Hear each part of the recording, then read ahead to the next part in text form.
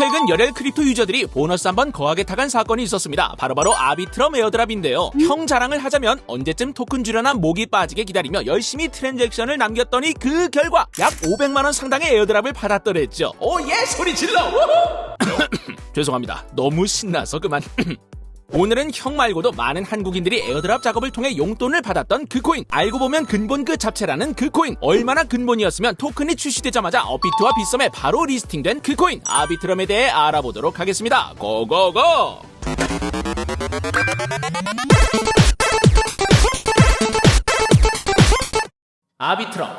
아비트럼은 한마디로 이더리움의 확장성 개선을 위해 등장한 프로젝트 중 옵티미스틱 롤업 방식을 채택, 현 시점 가장 잘 나가는 이더리움 레이어2 솔루션이라 할 수 있습니다. 같은 옵티미스틱 롤업 계열이자 영혼의 라이벌인 옵티미즘과 비교해보더라도 데이터상 한참 우위를 점하고 있는데요. 대체 이 아비트럼은 누구시길래 이렇게 좋은 데이터를 보여주고 있는 건지 지금부터 본격적으로 형과 함께 알아보도록 하겠습니다. 이더리움은 느리기도 엄청 느리고 가스비도 비싸고 이대로는 사용하기 어렵다 하는 목소리는 크립토 씬에서 꾸준히 나오고 있었습니다. 이더리움의 아버지 비탈릭 부테린 역시 이 주장에 100% 공감했었죠. 이더리움 재단은 이 문제를 극복하기 위해 레이어2 솔루션을 개발하는 많은 프로젝트들의 지원을 아끼지 않았는데요. 그 솔루션 중 하나가 바로 옵티미스틱 롤업이고 그 옵티미스틱 롤업 중에서도 가장 대표주자가 요 아비트럼입니다. 아비트럼의 개발사는 2018년 설립된 오프체인 랩스입니다. 오프체인 랩스는 설립 직후 정말 획기적인 레이어2 솔루션을 만들겠다며 열심히 투자 라운드를 돌았고 그 결과 시드 라운드에서 55억, 그 이후 시리즈 A, 시리즈 B를 거치며 도합 1,800억 규모의 펀딩을 마무리할 만큼 시장에 많은 관심과 자본 지원을 받는데 성공합니다.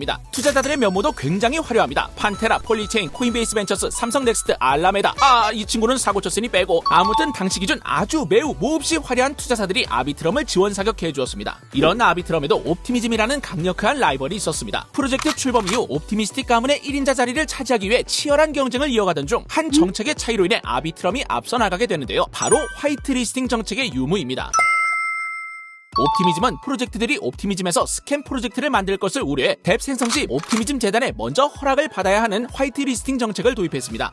반면 아비트럼은 누구나 뎁을 올릴 수 있는 논 화이트리스팅 정책을 선택하죠. 즉 예약 승인을 받아야 하는 식당이냐 자율 입장이 가능한 식당이냐 그 차이라고 볼 수 있는데요. 형은 그 당시에는 뭐 방식의 차이지 어떤 것이 더 좋고 나쁘고를 구분하기는 애매하다고 생각했습니다. 하지만 프로젝트를 운영하는 팀들의 입장에서는 생각이 조금 달랐던 것 같아요. 화이트리스트의 검증 절차가 껄끄럽기 때문에 일단 묻고 아비트럼으로 가라는 움직임이 많았고 그렇게 많은 프로젝트가 아비트럼에 올라가다 보니 결국 옵티미즘의 TVA를 아비트럼이 앞서기 시작합니다. 특히나 이렇게 아비트럼을 선택한 친구들 중 아비트럼에서 핵심 오브 핵심 역할을 하고 있는 프로젝트들이 있었습니다. 이제는 누구나 아는 초대박 선물거래 프로젝트인 GMX와 업비트에도 당당하게 상장을 완료한 게임 플랫폼 프로젝트 매직인데요. 이 두 뎁의 슈퍼 하드 캐리를 바탕으로 아비트럼은 빠르게 상승 가도를 달리기 시작합니다. 게다가 아비트럼 체인에 트랜잭션을 많이 남기면 남길수록 나중에 아비트럼 코인 에어드랍을 많이 줄 것이라는 여론까지 있었기 때문에 아비트럼의 TVL은 그야말로 폭발적으로 떡상합니다. 우리의 아비트럼 역시 유저들의 기대에 부응하고자 노력을 아끼지 않았습니다. 아비트럼의 초기 버전인 아비트럼 1도 속도와 수수료 면에서 월등했지만 여기에 만족했다면 형이 입 아프게 설명하고 있지도 않았을 거예요. 아비트럼 1 출시로부터 정확히 1년이 지난 시점 아비트럼 니트로라는 속도, 수수료, EVM 호환 여부 등 모든 면에서 성능이 개선된 업그레이드 버전도 출시합니다. 그뿐 아니라 아비트럼은 기업 친화적 체인인 아비트럼 노바를 따로 출시합니다. 아비트럼 노바는 애니트러스트라는 기술을 활용해 검증자 수를 줄이고 대신 검증자들을 믿을 수 있는 파트너로만 선정해 빠른 속도와 더불어 사실상 무료급인 수수료를 제공하는 게임 및 소셜 네트워크 특화 블록체인인데요. 이 아비트럼 노바의 초기 파트너로 미국판 DC 인사이드를 알 수 있는 레딧이 참여해 큰 화제가 되기도 했습니다. 레딧은 앞으로 커뮤니티 포인트라는 제도를 적극 활용할 것이라 밝혔는데요. 쉽게 말해 레딧 버전의 비트코인 갤러리에 글을 쓰고 추천을 받으면 그 보상으로 알문이라는 코인을 보상받게 됩니다. 이 포인트를 많이 모으면 이를 기반으로 갤러리 네임드가 되거나 공지로 투표를 올리는 등의 역할을 진행할 수 있는 것이죠. 알문은 실제로 나쁘지 않은 가격에 거래되고 있으며 커뮤니티의 반응도 괜찮은 편입니다. 시작은 코인 포럼이었지만 앞으로 다양한 갤러리들에도 다양한 코인을 도입해 유저들이 더 열심히 활동할 유인을 만들고자 하는 것이 레딧의 비전인 것 이해 오케이? 이토록 엄청나게 활성화된 아비트럼은 신규 레이어2 체인 성공 사례의 모범 답안으로 평가받고 있습니다. 게다가 그동안 아비트럼을 열심히 사용해준 유저들에게 최소 100만원, 많게는 1000만원이 넘는 아비트럼 코인을 과감하게 에어드랍해주며 형 포함 코인러들의 마음을 사로잡는 데 성공하죠. 하지만 이렇게 성공 가도를 달리던 아비트럼에 최근 민심이 덜컹거리는 사건이 발생하고 말았으니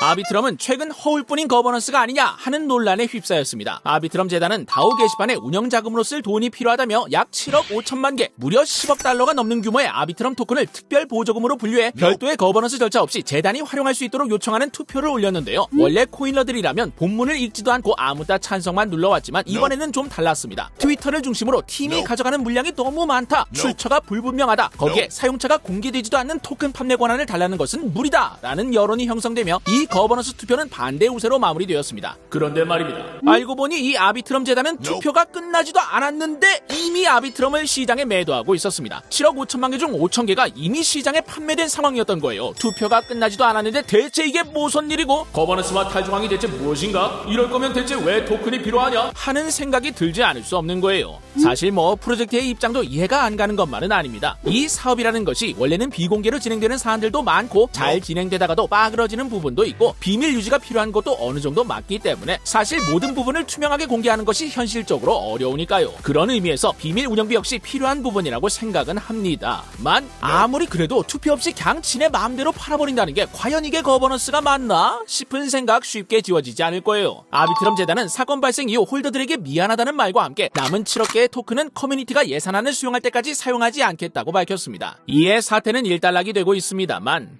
네, 그렇습니다.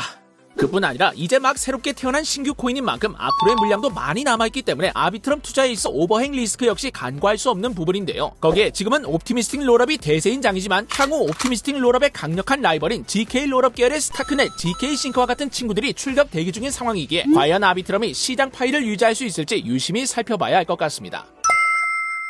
오늘은 아비트럼에 대해 알아봤습니다. 비록 이번에 큰 홍역을 치르긴 했습니다만 여전히 아비트럼이 건강한 생태계를 꾸려나가고 있는 것은 사실인데요. 시작은 GMX와 매직 정도의 데만 활발했으나 이후로는 아비트럼 대표 덱스 카멜롯을 필두로 여러 신생 덱들도 많이 생겨나고 있는 상황. 많은 프로젝트들이 신규 레이어 프로젝트를 런칭해왔지만 아비트럼만큼 활성화된 체인이 드문 것은 분명한 사실입니다. 비록 한번 삐끗했지만 이번 실수를 타산지석 삼아 앞으로는 별탈 없이 블록체인 생태계의 핵심 주자로서 기능하는 아비트럼이 되었으면 하는 바람을 담아 이번 영상 마치도록 하겠습니다. 그럼 오늘도 한번 외쳐봅니다. 아비트럼 가자!